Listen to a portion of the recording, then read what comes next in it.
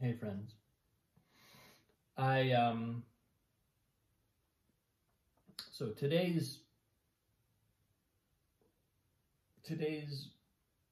realization, if I can call it that, came from continuing to listen to the book that I know I've mentioned at this point probably several times on my post. It's called Immunity to Change. It's by Robert Keegan and Lisa Lasko-Leahy, I think.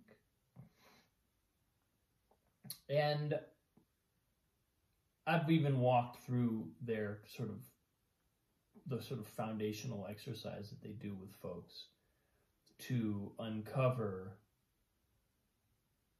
what types of thought patterns and unconscious assumptions about the world and ourselves and the way things work might be sabotaging us.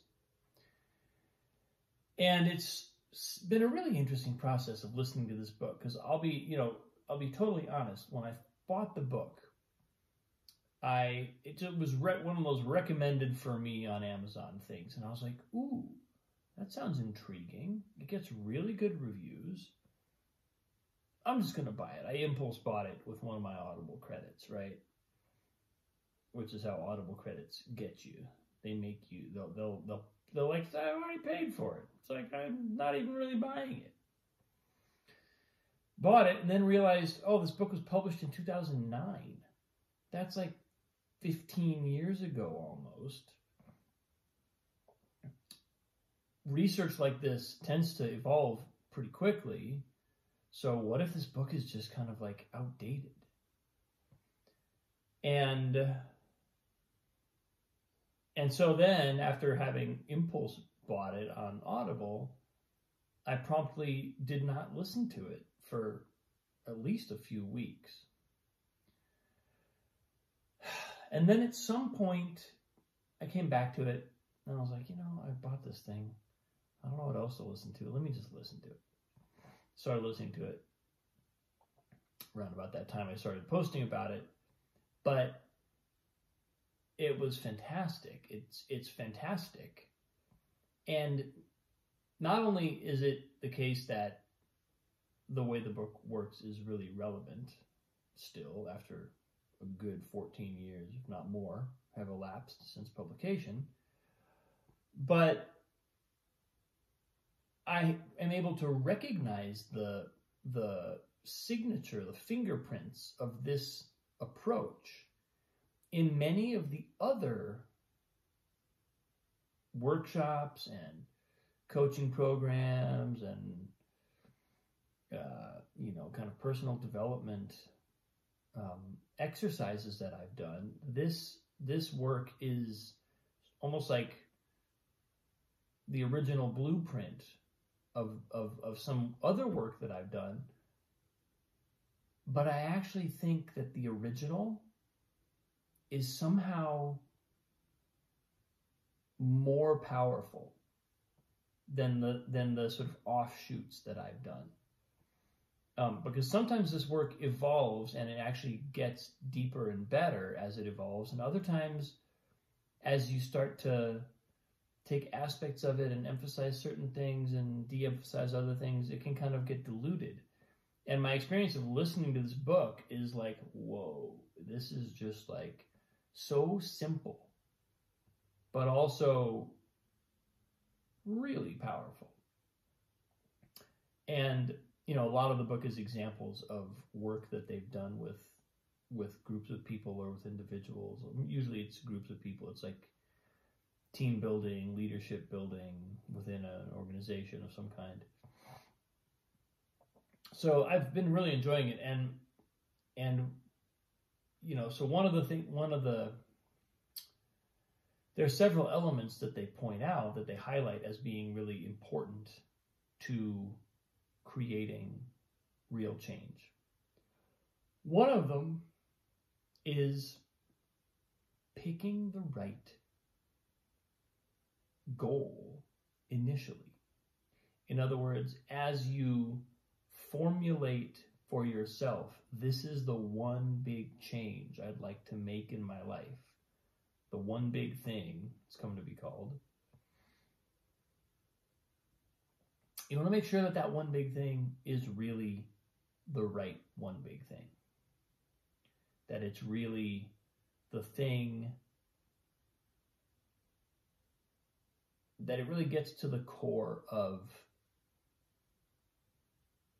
what, if we can boil our limitations down to one change, this wants to come pretty close to being that. This wants to be the change that would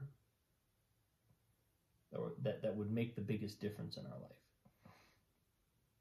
Because if it's not, then the subsequent exercises and the subsequent columns and the follow-up work trying to unearth what sorts of unconscious patterns might be sabotaging our growth or our making this one big change won't really be very cutting, because we won't really be looking at the thing that is most limiting us.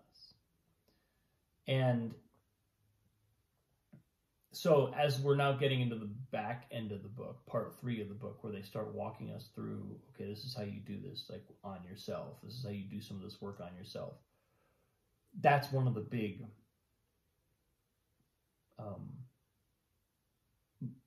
points of emphasis. Another point of emphasis is you're very unlikely to find this one big thing on your own.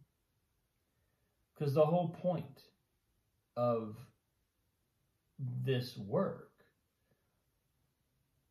is that on some level we're lying to ourselves. On some level we're not telling ourselves the truth. Otherwise, we wouldn't have a one big thing that we needed to change.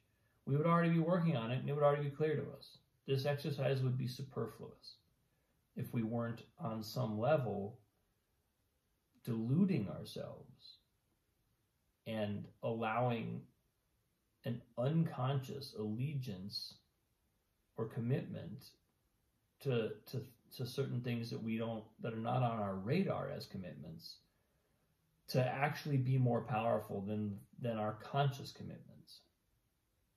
You know, that's a fancy way of saying you're lying to yourself. You're not telling yourself the full truth of what your underlying beliefs really are and your underlying commitments really are. So, doesn't mean we can't find our one big thing. It just means we're going to want to get some external validation. We're going to want to get some other people involved. Other people are going to want to affirm, yes, this is the biggest change you could make that would make the biggest difference.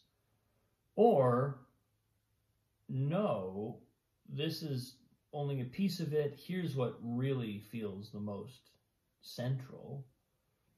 And we need to we really want to sort of invite honesty from some folks, from some people who know us well enough to give us an honest answer. So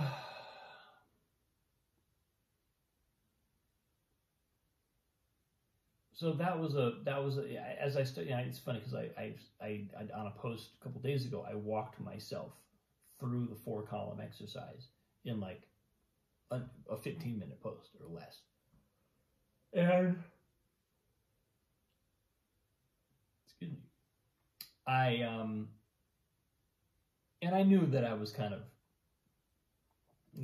playing a little fast and loose with the technique. I knew I wasn't going as deep as I could, but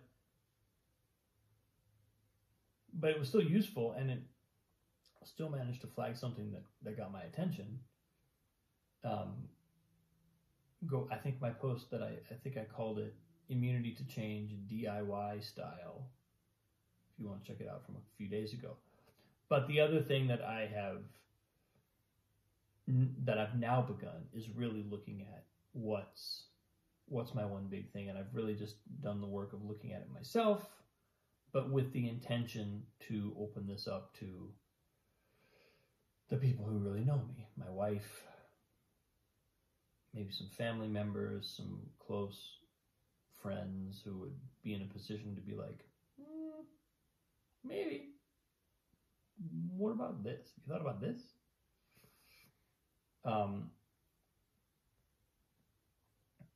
So, I'm mentioning all that because on some level, I think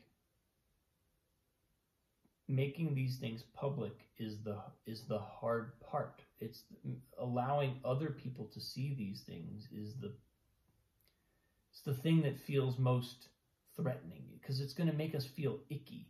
It's going to make us feel like we're seeing something, like we're like allowing ourselves to be ugly in a really vulnerable making way, in a way that we undoubtedly spend a lot of time and energy trying to avoid in our normal life, in our normal, mode of behavior. So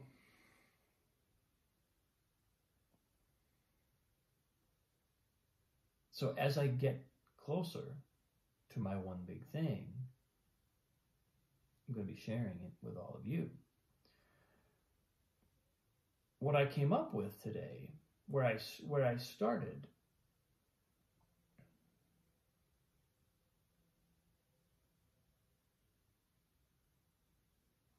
I riffed a little bit. In other words, I tried some things on. I started with initial thoughts, and then I just kind of let them roll a little bit. But where I started was, I want to feel like I can generate and pursue professional opportunities, particularly creative professional opportunities, instead of waiting for them to find me. And that's kind of a big one for me. It's kind of my thing, that many things have fallen into my lap, for lack of a better word, or they've found me. And some of them have been incredibly satisfying, incredibly growth-inducing. They've taken me places. But what's clear to me is, right now,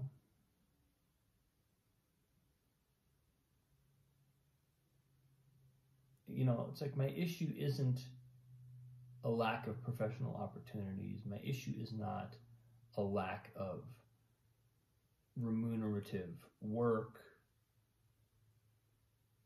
These things are sort of occasional symptoms. But the real issue is that when I go to create an opportunity, when I go to say, this is what I'm about, this is what I want, I have a hard time even saying that. And so when things fall into my lap, it makes it easy. All I have to do is catch the ball. But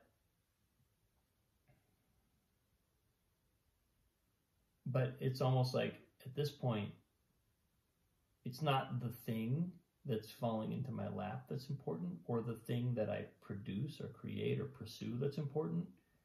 It's my mode of engaging.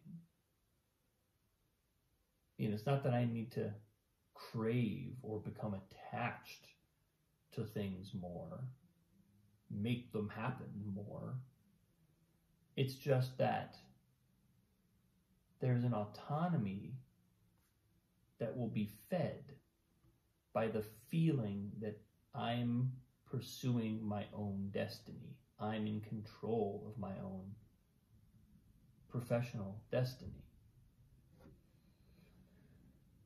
And that feels like it's getting closer to my one big thing.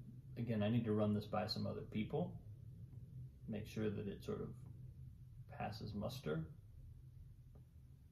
But that's where I started today, and it was kind of surprising to me that I went there right away. I cut through some of my initial layers of how I would have answered that question and got to one pretty quickly that was like, this kind of feels like it's maybe a substrate, maybe at the core of some of these other things. So let me take a real look at this and vet it a little bit with the people who can give me some solid feedback. So that's where I am. That's what came up today. I can tell this process it's probably going to be, I'll probably be putting out a lot of content on this post about this process because it's going to render things quickly.